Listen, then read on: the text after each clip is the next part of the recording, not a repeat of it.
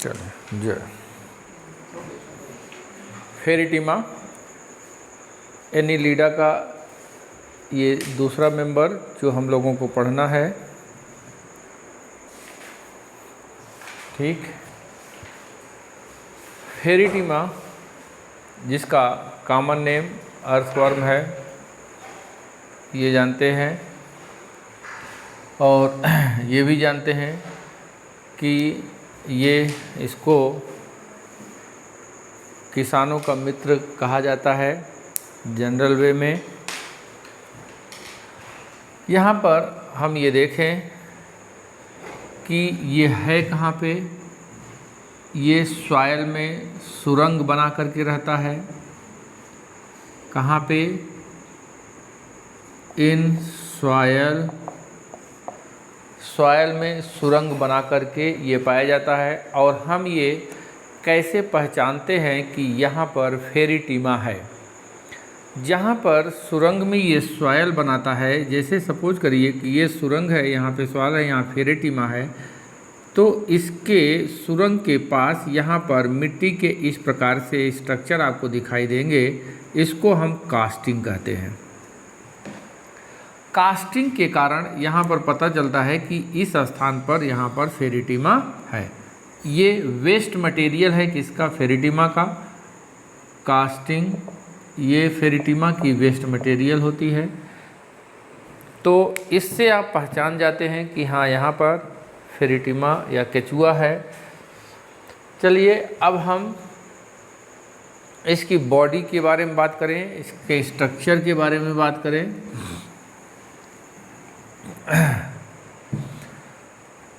देखें, ये भी नॉकटर्नल एनिमल है, रात्रिचर प्राणी है। यहाँ पर स्ट्रक्चर की बात करते हैं। अगर हम इसकी बॉडी को देखें तो यहाँ पर इस तरह से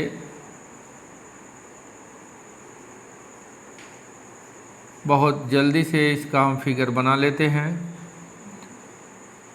समझने के लिए। इस प्रकार से यहाँ पर आपको फेरिटिमा देखने को मिलेगा, पूरा नहीं बना रहे हैं। अब अगर हम इसकी बॉडी में देखें तो सबसे पहले ये देखें कि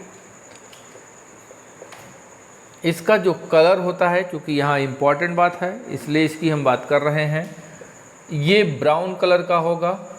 इसकी त्वचा में एक पिगमेंट पाया जाता है जिसको हम पोरफायरिन पिगमेंट कहते हैं। इसी पिगमेंट के कारण जो त्वचा का रंग होता है वह ब्राउन चमकीला होता है और यह लाइट के प्रति सेंसिटिव होता है। ठीक है। और अब हम ये देखें, बॉडी आपको पता है कि एनिलिडा के मेंबर हैं अगर, तो बॉडी सेगमेंटेड होंगी, ट्रू सेगमेंट्स पाए जाएंगे यहाँ पर। और इसकी बॉडी में सेगमेंट्स की अगर हम बात करें तो 100 से 120 सेगमेंट्स यहाँ पर पाए जाते हैं। 100 से 120 सेगमेंट्स हमें यहाँ पर देखने को मिलेंगे। अब यहाँ पर सेगमेंट्स का खेल बहुत ही इम्पॉर्टेंट है। सेगमेंट से रिलेटेड यहाँ पे बहुत क्वेश्चन पूछा जाता है। तो हम कुछ चीज़ों को डिस्कस कर लें। जैसे सेगमेंट की अगर हम बात करें तो यहाँ पे देखें, जो फर्स्ट सेगमेंट होता है इसको हम पेरिस्टोम कहते हैं। नेरीज में भी हम लोगों ने पढ़ा, फर्स्ट सेगमेंट को पेरिस्टोम कहते हैं। और इस तरह से फर्स्ट सेगमेंट के बाद यहाँ पर आप ये देखेंगे कई सब एनस तक, ये लास्ट सेगमेंट तक ये सेगमेंट ही कहा जाएगा। और फिर यहाँ पर इसकी बॉडी को हम देखते हैं कितने भागों में डिवाइड कर सकते हैं। एक एक पार्ट्स को अगर हम देखें इसके एक्सटर्नल स्ट्रक्चर के आधार पर कि यहाँ पर कौन कौन से पोर पाए जा रहे हैं, कौन कौन सी स्ट्रक्चर पाई जा रही है। जैसे इसको हम क्या कहते हैं, क्लाइटेलम कहते हैं। यहाँ पर एक पोर होगा, फिर यहाँ पर क्या है, एक पेयर जो पोर होंगे। तो कुछ हम पोजीशन को देख लेते हैं। तो सबसे पहले हम पेरिस्टोम को देख लें। पेरिस्टोम, ये देखिए, ये फर्स्ट सेगमेंट है और इस पेरिस्टोम में सपोज करिए कि ये पेरिस्टोम है। यहाँ पर ये इस प्रकार से मसल्स का ये उभार पाया जाएगा जिसको हम कहते हैं प्रोस्टोमियम। ये प्रोस्टोमियम, ठीक। तो ये प्रोस्टोमियम, जैसे मैंने आपको पहले ही बताया कि ये पेरिस्टोम का ये पार्ट होता है, एक मसल्स का उभार है जिसको प्रोस्टोमियम कहा जा रहा है, ठीक है। अब यहाँ पे देखें और क्या हमको देखने को मिलेगा। इस पर मैं थीकल पोर, बाहर से हमको जो देखने को मिलेगा, ये जो इस पर मैथिकल पोर है 5वां 6वां सेगमेंट पर मिलेगा, 6-7 सेगमेंट में मिलेगा, फिर 7-8 सेगमेंट में मिलेगा, फिर 8 और 9 सेगमेंट में ये मिलेगा। तो प्रत्येक सेगमेंट में यहाँ पर 1 पेयर के होंगे। इस प्रकार से आप ये देखेंगे कुल इसकी संख्या कितनी हो जाएगी, 4 पेयर्स। इस पर मैं थीकल पोर की जब बात करेगा तो हम इस तरह से इसको रिप्रेजेंट करते हैं, और यहीं जब इस पर मैं थीका की बात करेगा, अभी तो हमें एक्सटर्नल स्ट्रक्चर की हम बात कर रहे हैं, जब इस पर मैं थीका की बात करेगा, जरा देखिए, इस पर मैं थीका पूछे आपसे किस खंड पे पाया जाता है, तो ये शुरू का जो खंड है उसको हम हटा देते हैं, ठीक है। ये तो सेप्टम है, ये जो बीच में दिखाया गया ये सेप्टम है, ये सेप्टम है। तो इसको हम हटा देंगे तो किस खंड पे पाया जाएगा, 6, 7, 8 एंड 9 सेगमेंट। ये इस तरह से 4 जोड़ी ये पाए जाएंगे। 6वें 7वें 8वें एवं 9वें सेगमेंट में कहेंगे। जब पोर की बात करेगा तो इस तरह से आप 5, 6, तो 5 से ले जाएंगे, यहाँ पर 8 तक जाएंगे, 8, 9 होता जाएगा। इसमें भूलने की ज़रूरत नहीं है, पहला ये याद रखिएगा 5, 6, बाकी तो आप कर ले जाएंगे। 4 बार आप ऐसे करते जाइएगा। 5, 6 करेंगे तो 6, 7 हो जाएगा, फिर 7, 8 हो जाएगा और फिर 8, 9 हो जाएगा। इसी तरह से इस पर मैं थीका की बात करेंगे, 6वें से शुरू करिएगा, 4 जोड़ी होंगे, 6, 7, 8, 9। तो ये चीज़ आपको याद रहेगी, ठीक है। फिर इसके बाद यहाँ पर हमें एक और स्ट्रक्चर मिल रही है जिसको हम कहते हैं क्लाइटेलम। ये देखिए, जो क्लाइटेलम है ये पाई जाती है 14वें, 15वें एंड 16वें सेगमेंट में।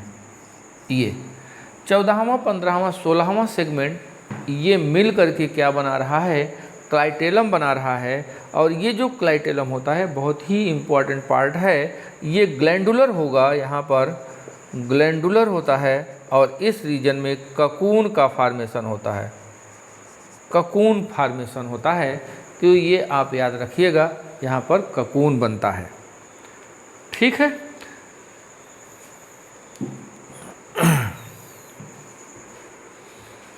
अब आगे जरा देखें हम,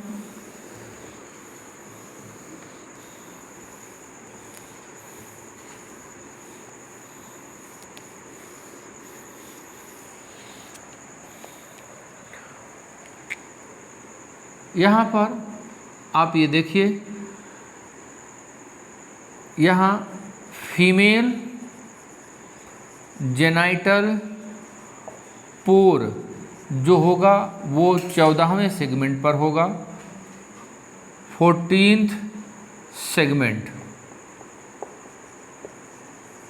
ये हो गया। और इसी तरह से, और ये हमेशा पेयर में होगा, आप याद रखिएगा, एक जोड़ी होगा। फिर इसी तरह से मेल जेनाइटल पोर बाहर से हमको यही दिखेगा, ये 18वें सेगमेंट में होगा, ये भी पेयर में होगा।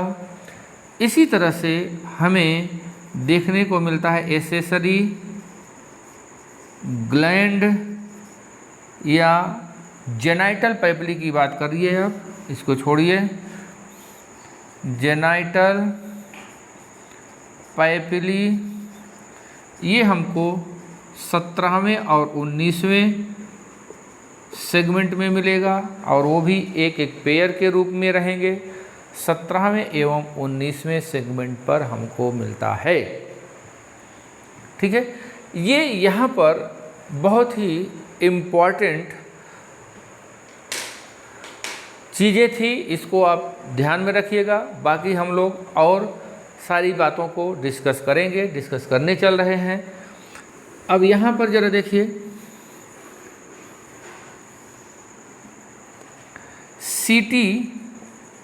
सीटी यहाँ पर लोको मोटरी आर्गन है। सीटी यहाँ पर लोकोमोटरी आर्गन है और ये पहले सेगमेंट क्लाइटेलम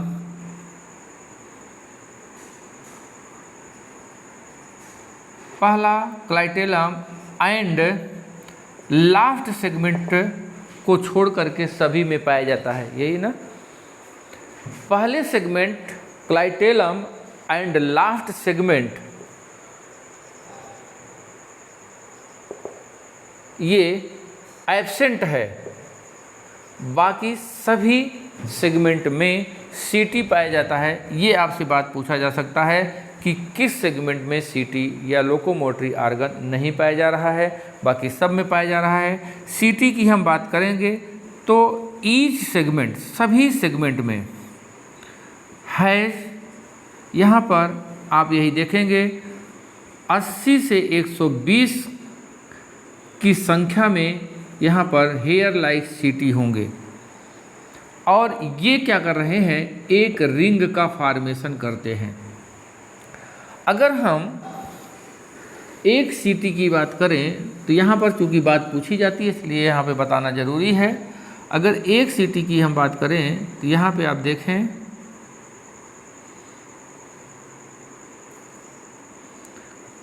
ये इसका स्ट्रक्चर होगा और ये बॉडी वॉल है, ये नोड्यूलस है ये, और ये सीटा है। यहाँ पर ये फॉर्मेटिव सेल है और इससे संबंधित यहाँ पर ये मसल्स है, जैसे हम रिट्रैक्टर और प्रोट्रैक्टर। ये मसल्स जब संकुचित होती हैं, इनके संकुचन के कारण भीतर और इसके संकुचन के कारण ये सीटी जो है बाहर आ जाती है और यहीं पर एक सैक होगा जिसको हम सीटल सैक कहते हैं। ठीक है, तो ये याद रखिएगा कि प्रत्येक सीटा कैसा होता है, प्रत्येक सीटा का जो शेप होता है वो यस शेप्ड होता है। ये देखिए यस शेप्ड होगा और ये मालूम है किसका बना होगा, काइटिन का बना होगा और इसमें एक जो फूला हुआ भाग है वो न्यूड्यूलस कहलाएगा। इस फिगर से आप देख रहे हैं और सीटी का निर्माण करने वाली जो सेल होती है उसको फॉर्मेटिव सेल कहते हैं। ये चीज़ आप याद रखिएगा, सीटी का या सीटा का फॉर्मेशन फॉर्मेटिव सेल के द्वारा होता है। अब हम इसके एक्सटर्नल स्ट्रक्चर की बात कर लिए हैं। ये फिगर हमको देखने को मिलता है ये सब चीज़ें। अब हम थोड़ा सिस्टम में चलें। अगर हम सिस्टम में चलें तो सबसे पहले हम देखें डाइजेस्टिव सिस्टम की हम बात करेंगे। डाइजेस्टिव सिस्टम की बात करेंगे तो आपको पता है कि इसमें एलिमेंट्री कैनाल जो होगा, एलिमेंट्री कैनाल में क्या होगा, माउथ होगा, बक्कल कैविटी होगी, फायरिंग्स होगा, ईसोफेगस होगा, स्टमक होगा, इंटेस्टाइन, ये पार्ट होंगे। ठीक है। हाँ, एक यहाँ पर और भाग होगा ईसोफेगस के बाद, गिजर्ड, स्टमक और इंटेस्टाइन। ये जरा देखिए, यहाँ पर जो माउथ होगा आपको पता है कि ये फर्स्ट सेगमेंट पे है, और फर्स्ट सेगमेंट का नाम हमें मालूम है कि पेरिस्टोम है। ठीक है।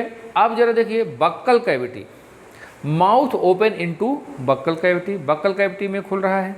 इसका मतलब ये पहले सेगमेंट से लेकर के यहाँ पर ये फैला होता है फर्स्ट टू थर्ड सेगमेंट तक, 1 से 3 सेगमेंट तक। ये सब बातें इंपॉर्टेंट है, याद रखिएगा। और फिर फायरिंग्स को अगर हम देखें, ये फायरिंग्स थर्ड, तीसरे सेगमेंट से लेकर के यहाँ पर आप ये देखेंगे फोर्थ सेगमेंट। ये फायरिंग्स की अगर हम बात करें तो यहाँ पर आप देखिएगा बहुत इम्पॉर्टेंट है। इस फायरिंग्स में 2 सेल्फ पाए जाते हैं या चैम्बर पाए जाते हैं, जिसको हम बताना चाह रहे हैं वो है सलाइवरी चैम्बर।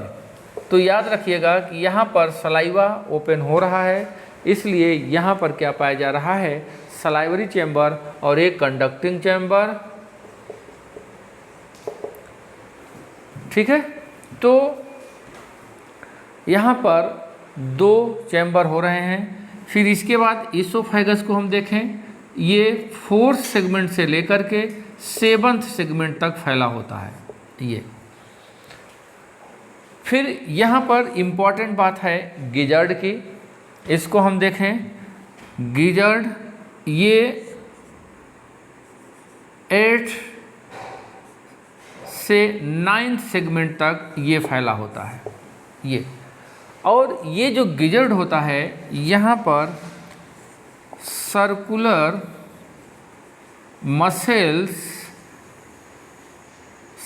मसल्स के कारण ये थिक होता है, मसल्स के कारण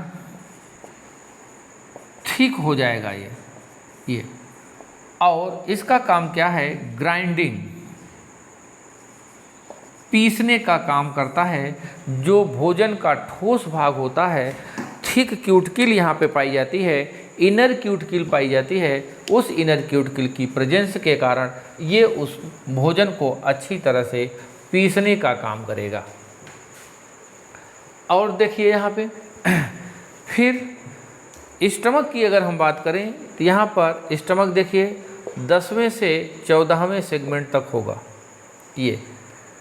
यहाँ इम्पॉर्टेंट बात है कि इसकी जो वाल होती है, इसके वाल में कैल्सीफेरस ग्लैंड पाई जाती है, कैल्सीफेरस ग्लैंड पाई जाती है, जो कि लाइम या चूने का सिक्रीशन करती है। लाइम का सिक्रीशन करेगी, जिससे कि भोजन को वहाँ पर बेसिक मीडियम में परिवर्तित किया जाए। ये बात यहाँ पर इम्पॉर्टेंट है, इस बात को आप याद रखिएगा। ठीक है। फिर यहाँ पर अगली बात इम्पॉर्टेंट ये है इंटेस्टाइन की बात। अब हम इंटेस्टाइन की बात करें,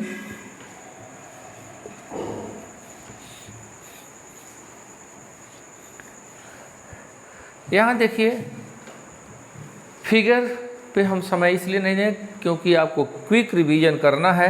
यहाँ पे देखिए इंटेस्टाइन को हम 3 भागों में डिवाइड कर दे रहे हैं, प्री, टिफ्लो, सोल, टिफ्लो,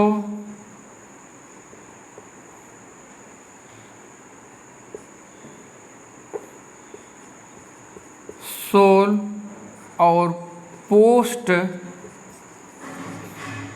टिफ्लोसोल, ये देखिए 3 भागों में ये डिवाइड है। तो प्री टिफ्लोसोल अर्थात टिफ्लोसोल के पहले का जो भाग होता है, हमने ये देखा कि 14वें सेगमेंट तक क्या है, स्टमक है, तो 14 के बाद ही ये शुरू हो जाएगा। तो ये कहाँ तक होगा, 15वें से लेकर के 26वें सेगमेंट तक ये होगा प्री टिफ्लोसोल। अब इसकी यहाँ पर एक इम्पॉर्टेंट बात यह है कि इसी प्री टिफ्लोसोल में 22वें सेगमेंट तक, 22वें या 23वें, पीछे से 26वें से लेकर के 22वें या 23वें सेगमेंट तक एक पेयर इंटेस्टाइनल सीका पाया जाता है। क्या पाया जाएगा, इंटेस्टाइनल सीका। इसी रीजन में intestinal caeca from 26 to 23 segment, आगे की ओर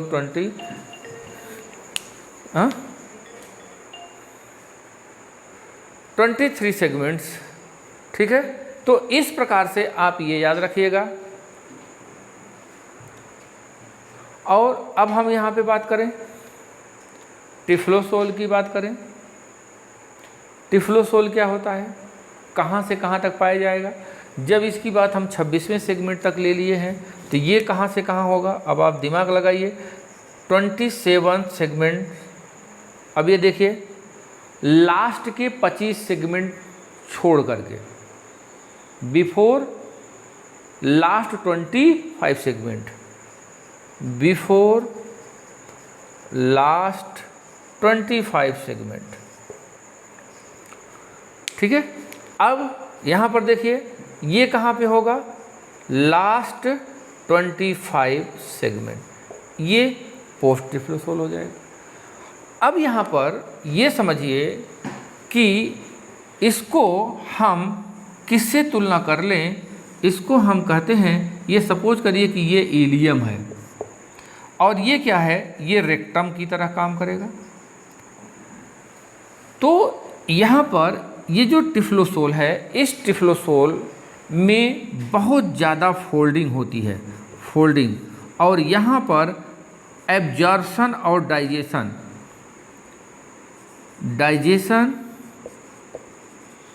एंड एब्जॉर्प्शन की यहाँ पर प्रक्रिया होती है, ये चीज़ याद रखिए। और इस रीजन में जो अनडाइजेस्टेड फूड है यहाँ पर एकत्रित होंगे और एनस के माध्यम से शरीर से बाहर निकाल दिए जाएंगे। तो ये ज़्यादा तक फोल्डेड है, टिफ्लोसोल है यहाँ पे। और इस इंटेस्टाइन की वाल में पेरिटोमियम वाल हैज एक विशेष प्रकार की येलो सेल्स क्लोरेगोसोम पाया जाता है, क्लोरेगोसोम बॉडी पाई जाती है। और ये जो क्लोरेगोसोम बॉडी है, ये बॉडी हमारे या वर्टिब्रेट्स के लीवर की तरह काम करता है, लीवर एनालॉगस। एनालॉगस अर्थात फंक्शन लीवर की तरह कर रहा है, उत्पत्ति यहाँ पर डिफरेंट है। तो ये बात यहाँ पर याद रखिएगा, लीवर की तरह काम करता है, अर्थात यहाँ पर उत्सर्जी मटेरियल का ये मेनली इन्वॉल्व है, एक्सक्रीशन से रिलेटेड है, मेनली एक्सक्रीशन से यूरिया वगैरह का यहाँ पे फॉर्मेशन होता है, ठीक। तो इस प्रकार से आप ये देख लिए कि डाइजेस्टिव सिस्टम में इतनी सी बातें हैं जो कि बहुत इम्पॉर्टेंट है। सेगमेंट को लेकर के इसे आप मत भूलिएगा। और फेरिटिमा ओमनीओरस होता है, ये बात आप याद रखिएगा, सर्वाहारी होता है।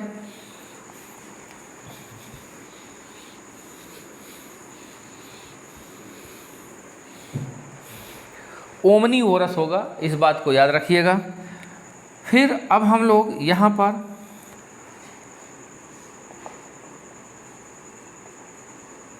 अगर सर्कुलेटरी सिस्टम की बात करें तो यहाँ पर क्लोज टाइप का सर्कुलेशन होगा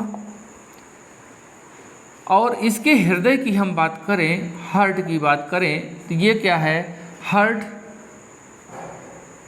कंट्रैक्टाइल वेसल है।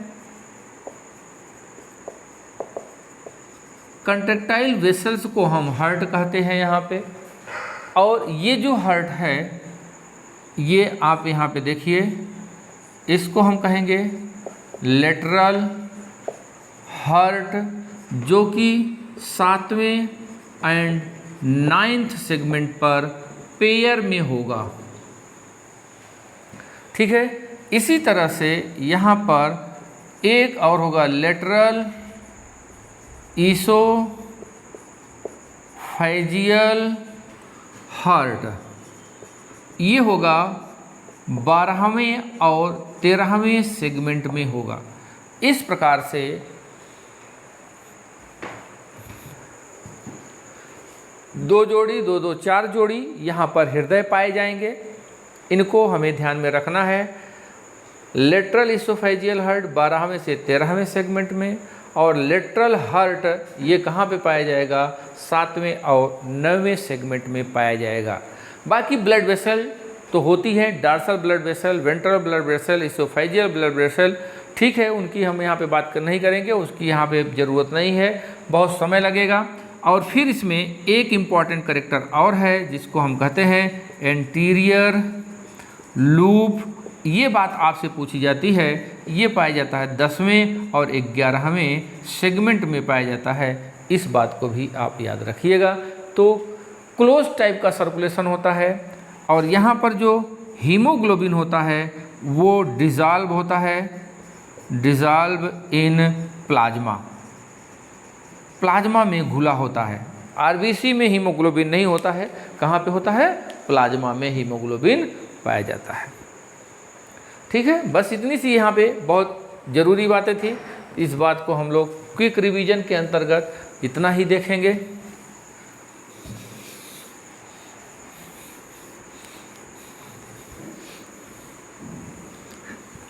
अब हम बात करें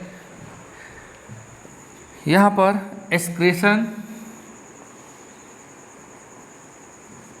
एक्सक्रीटरी सिस्टम की बात करें तो यहाँ पर जो एक्सक्रीशन होगा, हमें आपको पता है ये किसके द्वारा होता है, नेफ्रीडिया के द्वारा होता है।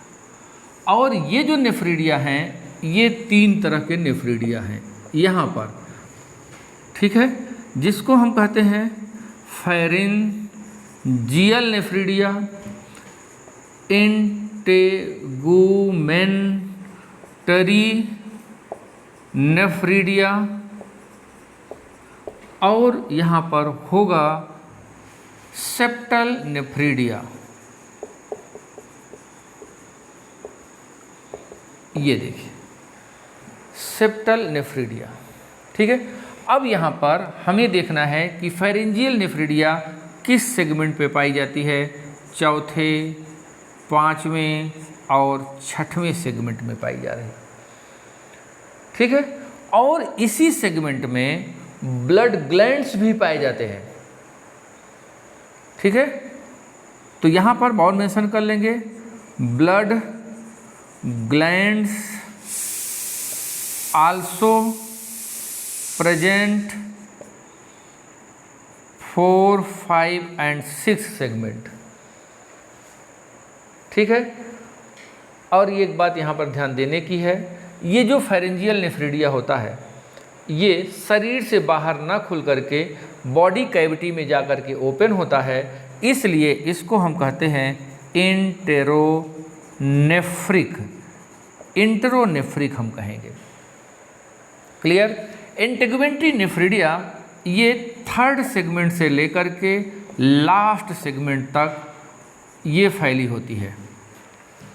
अब यहाँ पर देखेंगे हर सेगमेंट में ये इंटेगुमेंटरी नेफ्रीडिया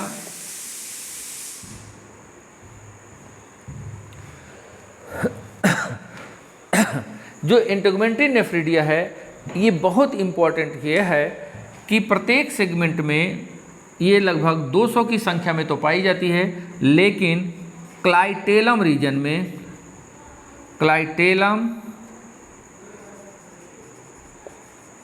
रीजन में 2000 से 2500 की संख्या में इंटेगुमेंट्री नेफ्रिडिया पाए जाते हैं। ठीक है, 2000 से 2500, इसलिए इसको कहा जाता है forest of nephridia. Forest of nephridia, forest of nephridia कहाँ पे है? क्लाइटेलम रीजन में है। और ये देखिए, ये जो नेफ्रिडिया है ये शरीर से बाहर खुलते हैं। ठीक है, शरीर से बाहर खुलने के कारण इसको हम कहेंगे एक्जोनेफ्रिक होता है, ये एक्जोनेफ्रिक होता है। ठीक, इसी तरह से सेप्टल नेफ्रिडिया को हम देखेंगे 15वें सेगमेंट से 15 टू लास्ट सेगमेंट। ये देखिए, और याद रखिएगा कि 15वें और लास्ट सेगमेंट में ये केवल 2 कतारों में पाए जाते हैं।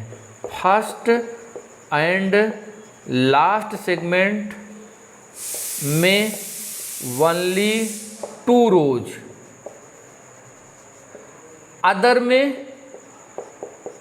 अदर सेगमेंट 4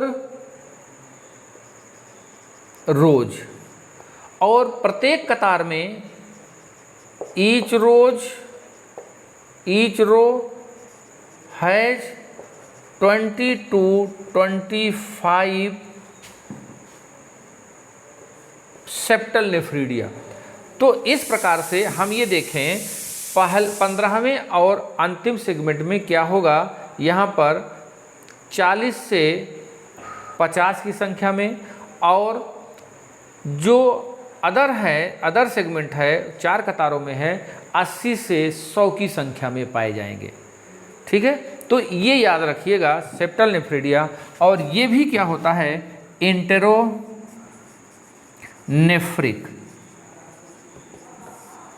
नेफ्रोस्टोम यहाँ पर भी पाया जाता है। ठीक है, तो ये है नेफ्रिडिया। स्ट्रक्चर के बारे में अब हम लोग जाएंगे नहीं, यहाँ पर ये पोजीशन बहुत इम्पॉर्टेंट है, इसको आप याद रखिएगा। और एक्सक्रीटरी मटेरियल के बारे में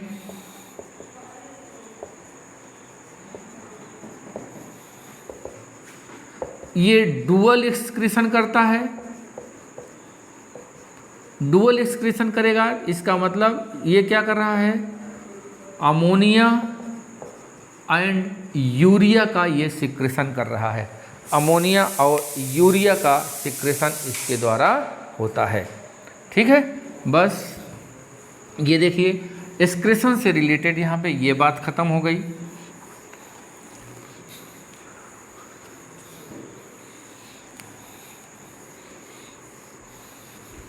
रेस्पिरेशन की बात करेंगे तो त्वचा के द्वारा होगा, तो रेस्पिरेशन की हम बात नहीं कर रहे हैं यहाँ पे।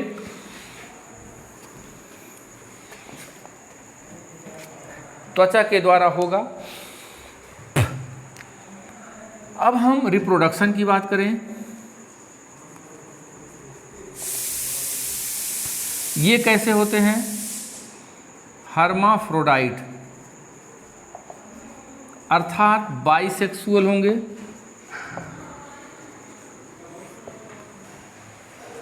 एक फेरिटीमा में दोनों सेक्स आर्गन प्रेजेंट होंगे। ठीक है, बाइसेक्सुअल होंगे।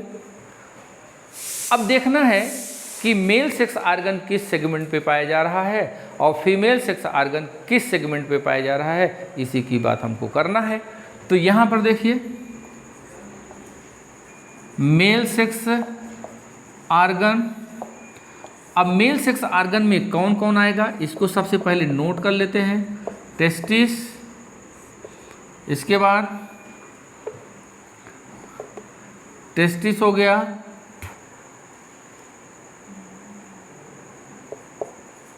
टेस्टिस, सैक हो गया, सेमाइनल, वेसिकल हो गया, वास डिफरेंशिया हो गया, प्रोस्ट्रेट ग्लैंड हो गया और मेल जेनाइटल पोर हो गया। ठीक। अब जरा देखिए टेस्टिस, यहाँ पर टेस्टिस कहाँ पर पाया जाएगा? 10वें एंड 11वें सेगमेंट पे। एक जोड़ी यहाँ पे होगा, एक जोड़ी यहाँ पे होगा, है ना। तो कितने पेयर हो गए? 2 पेयर। प्रत्येक सेगमेंट में एक जोड़ी की संख्या में यहाँ पे पाया जाएगा। टेस्टिस सैक की भी, जहाँ पर टेस्टिस होगा वहीं पर टेस्टिस सैक की भी पोजीशन होती है। सेमाइनल वेस्किल की अगर हम बात करें तो सेमाइनल वेस्किल ये 11वें एवं 12वें सेगमेंट में है, यही ना।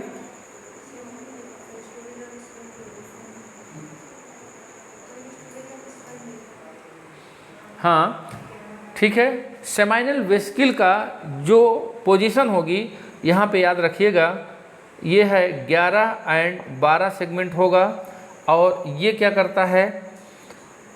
स्पर्म स्टोर करता है, ये तो सभी जानते हैं। वास डिफरेंशिया की अगर हम बात करें तो ये वास डिफरेंशिया कहाँ तक फैला होगा? 11वें खंड से लेकर के ये फैला होता है 18वें सेगमेंट तक फैला होता है, ठीक है। प्रोस्टेट ग्लैंड की बात करें तो 16वां सेगमेंट या 17th सेगमेंट टू 22 से 23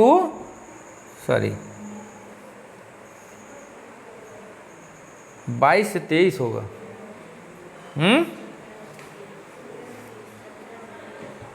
नहीं 16, अगर 16 पोजीशन नहीं दिया हुआ है तो उसको 17 मानेंगे। और फिर यहाँ पर 22 या 23 ये ऑप्शन में इस तरह से रहेगा। हो सकता है कि आपसे ऑप्शन कहे 17 से 23, ठीक, या आपसे कहे 16 से 22। ये कैसा होता है? यहाँ पर इरेगुलर शेप होता है, इसको याद रखिएगा, इरेगुलर शेप का होता है, ठीक है। इसी तरह से जो मेल जेनाइटल पोर होता है ये 18वें सेगमेंट में होता है, अभी हमने इसको बताया। और ये भी पेयर में पाया जाएगा। तो इस तरह से भैया आप देख रहे हैं कि टेस्टिस है 10-11, वहीं पर टेस्टिस सैक भी है। टेस्टिस सैक एक ही जगह पे है। सेमाइनल वेस्किल क्या है? 11-12 है। वास डिफरेंशिया 11वें खंड से लेकर के 18वें खंड तक है। फिर प्रोस्टेट ग्लैंड ये 16 से 22 या 17 से 23 सेगमेंट तक है। और मेल जेनाइटल पोर 18वें सेगमेंट में पेयर के रूप में यहाँ पर पाया जा रहा है, ठीक है। जेनाइटल पैपिली की हमने बात किया था। जेनाइटल पैपिली 17वें एवं 19वें सेगमेंट में पेयर के रूप में पाया जा रहा है। और वो जेनाइटल पैपिली कापुलेशन में हेल्प करते हैं। किस में हेल्प करेंगे? कापुलेशन में, इसको याद रखिएगा। इसी तरह से अब हम फीमेल सेक्स ऑर्गन की बात करें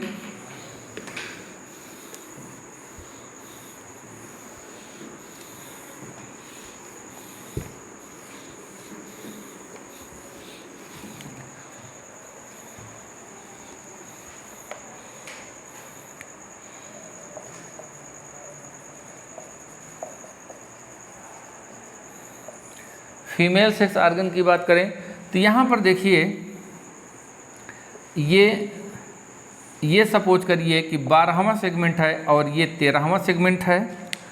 और यहाँ पर ये है ओवरी, ठीक है। फिर यहाँ पर ये इस प्रकार से ओविड्यूकल फनल होगा।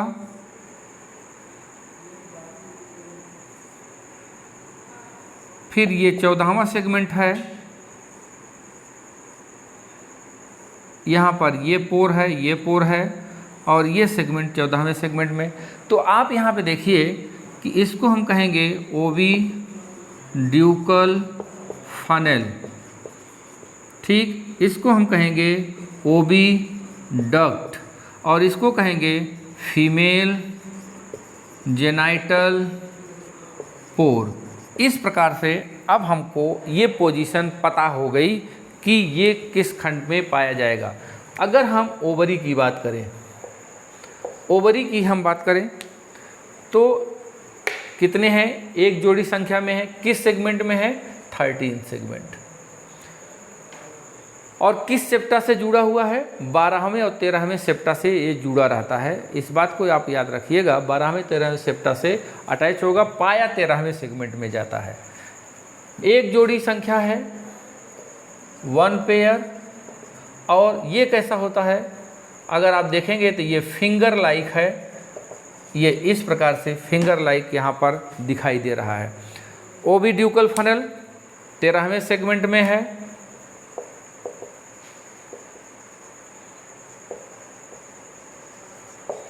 Thirteen segment. फिर ओविडक्ट को हम देखें, देखिए 13वें से 14वें सेगमेंट तक है। और फीमेल जेनाइटल पोर को अगर हम देखें तो ये कहाँ है, ये है 14वें सेगमेंट में, ये आपको देखने को मिलेगा। तो इस प्रकार से यहाँ पर हमने पोजीशन देख लिया कि यहाँ पर कौन कौन सेगमेंट में कौन कौन से आर्गन पाए जाएंगे। स्पर्मेथिका की अगर हम बात करते हैं, स्पर्मेथिका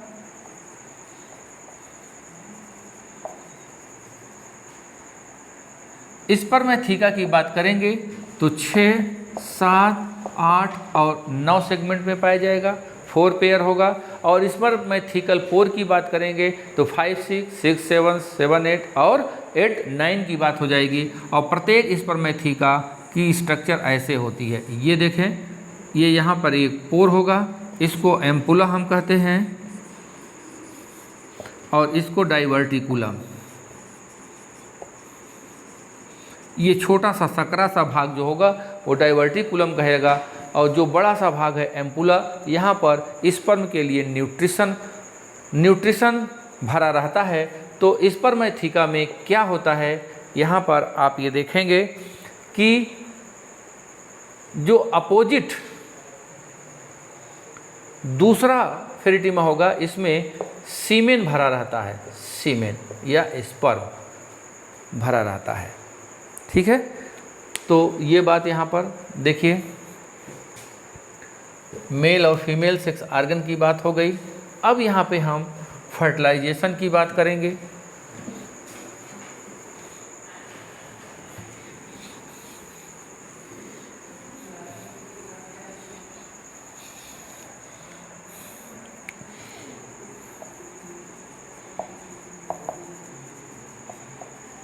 फर्टिलाइजेशन देखिए, यहाँ पर एक्सटर्नल या इन ककून में होगा, ककून में होगा। ककून कहाँ पाया जाता है, 14वें, 15वें, 16वें सेगमेंट। क्लाइटेलम के द्वारा ककून का फॉर्मेशन होगा। कौन करेगा, क्लाइटेलम इसका फॉर्मेशन करता है। ये क्या है, गर्डल शेप्ड होता है। ठीक है, और जब यहाँ पर फर्टिलाइजेशन हो रहा है तो एम्ब्रियोनिक डेवलपमेंट भी यही ककून में होगा। और यहाँ पर नो लार्वा, यहाँ पर लार्वा का फॉर्मेशन नहीं है। तो इस प्रकार से आप ये देखेंगे कि फेरिटिमा डायरेक्ट यहाँ पर डेवलपमेंट होता है। डेवलपमेंट के दौरान डायरेक्ट यहाँ पर फेरिटिमा बनेगा और एक से केवल एक फेरिटिमा का फॉर्मेशन होता है। ठीक है, तो यहाँ पर देखिए फेरिटिमा की बात यहाँ पे समाप्त हो गई। बहुत सिंपल सी बात है, थोड़ा सा ध्यान देंगे तो बहुत जल्दी से इसके सेगमेंट्स वगैरह की बात आपको याद हो जाएगी। तो इस तरह से देखिए फेरिटिमा की बात यहीं पे ख़त्म होती है। अब हम बात करेंगे लीच की, जो कि यहाँ पर आपके सिलेबस में है। लीच के बाद ये एनिलिडा के जितनी भी एनिमल हैं वो ख़त्म हो जाएंगे। इस तरह से आपका जल्दी से क्विक रिवीजन हो जाएगा। आप लगातार परिश्रम करते रहिए। Okay, thank you.